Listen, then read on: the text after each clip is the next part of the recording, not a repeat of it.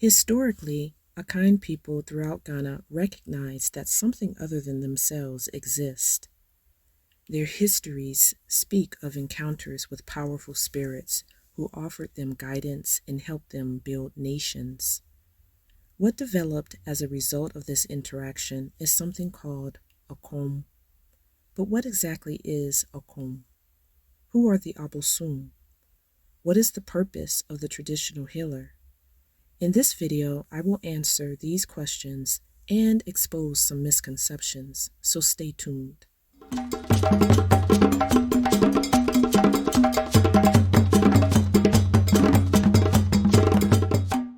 Akɔm is an integral part of Akan culture, where traditional healers and their assistants invoke and interact with the divinities of the land. The healers act as vessels for the divinities to manifest themselves through the process of possession. The Akɔm is accompanied by drumming, singing, and dancing, but it can occur without these elements. The process of possession is somewhat similar to what you may see in a Baptist or Pentecostal church, where worshipers become possessed by a random spirit. However, in the case of Akɔm, the divinities who possess the traditional healers announce themselves and are known by the elders and the members of the community. The divinities are called abosom. They were created by Onyankopɔn and have supernatural attributes and abilities. They are connected to the natural phenomena of Mother Earth, such as trees, rocks, hills, rivers, the sea, and oceans. They inhabit these places at specific locales, making them territorial residents. They are also connected to the wind and some animals. The abosom act as intermediaries between the divine creator and humans. They encourage and assist humans to live ethically. When they are invoked during consultations and Akɔm, they communicate their desires, give messages, prescribe healing and protection rituals, assist in solving problems, resolve disputes, and demonstrate their powers. Sometimes their messages are revealed through the songs they sing, which remind the community of correct and proper behaviors for good relations with each other and nature. The abosom are categorized by their primary function. One common type are the tutelary divinities. Tutelary means of or relating to a guardian.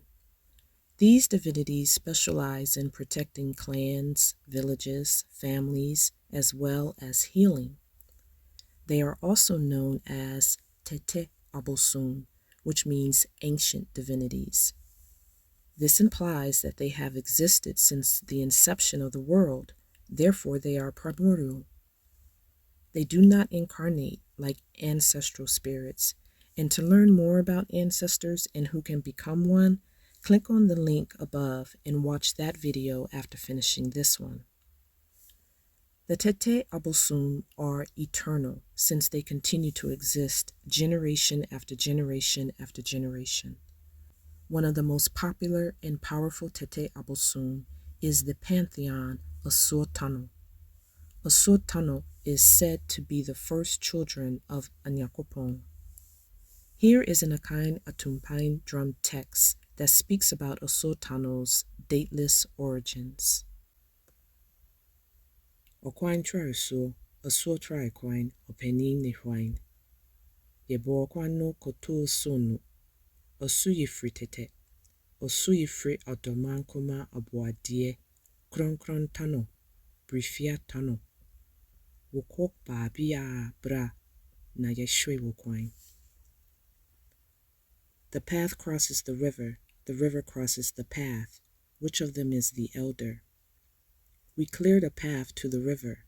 This river is from ancient times. This river originates from the infinite creator. Holy, pure Tano, Brifia Tano. If you have gone elsewhere, come, for we seek your path. Asul means river, and Tano is the proper name that refers to the divinities, individually and collectively, as well as the river they are connected to.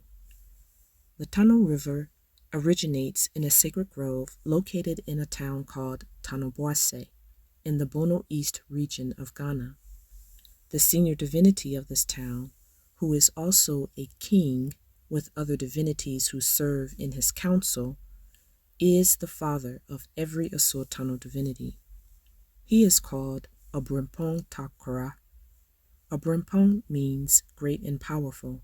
Ta is the abbreviation for Tano, and Kora means to preserve, to keep, to contain.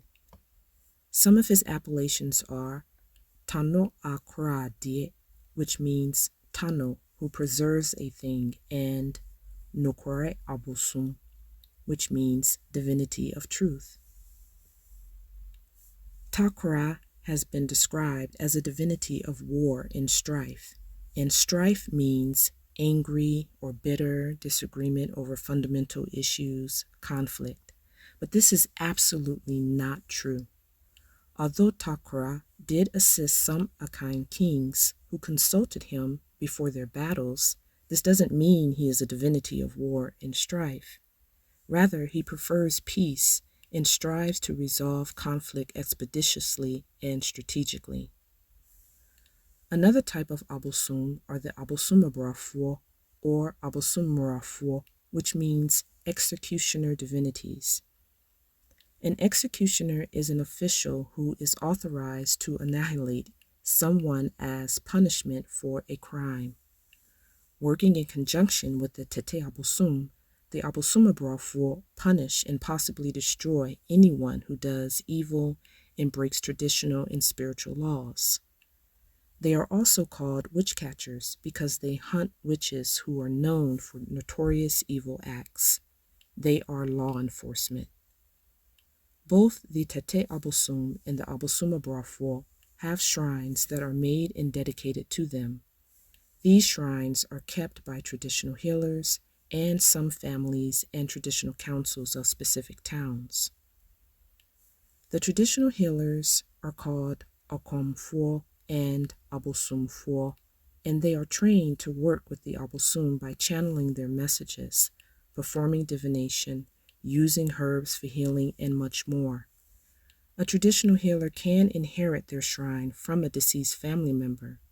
Often they are specifically selected by the divinity, and in this case, there is most likely an ancestor in the family lineage of the person who also served the divinity. The calling to serve is a high calling and cannot be ignored. The word fetish is a derogatory term that is often used to describe the spiritual traditions and practices of the Akan people. According to the Merriam-Webster dictionary, fetish means an object such as a small stone carving of an animal believed to have magical power to protect or aid its owner, and a material object regarded with superstitious or extravagant trust or reverence. This word has French and Portuguese origins. The French origin is fétiche, which means artificial or false. The Portuguese origin is fético, which means charm or sorcery. Regardless of which origin you choose, fetish is a misnomer. It never will and never has accurately described the true purpose of Akɔm and those who practice it. The invaders and conquerors of Africa, who were also thieves of her people and resources, assigned this word to the cultures and traditions of African people with the intention of demeaning and trivializing it. They called it backward and evil. This was also done to weaken the spirits of the indigenous, confuse their minds, and ultimately gain control over their lives. So when we refer to the traditional spiritual practices of the Akan people, or any African people for that matter, we use relevant and respectful terms to describe it and its practitioners, not the word fetish. Human life is important in the Akan worldview, and Akɔm, which is a major part of traditional Akan culture, strives to ensure that life is good, healthy, peaceful, and productive. The traditional ceremonies, powerful rituals, herbal prescriptions, and spiritual practices work in conjunction with the high morals of the Akan to establish and/or restore order, balance, and harmony within an individual and the community as a whole. Akɔm yefri tete, which means Akɔm is from ancient times. Akɔm reminds us that when we honor and respect nature, the divinities, spirits, and the ancestors, we are honoring, respecting, and empowering ourselves. I will conclude this video here. Please like and share, and subscribe if you haven't already. Also, share your thoughts in the comment section below. I'm interested in knowing them. Thanks for watching.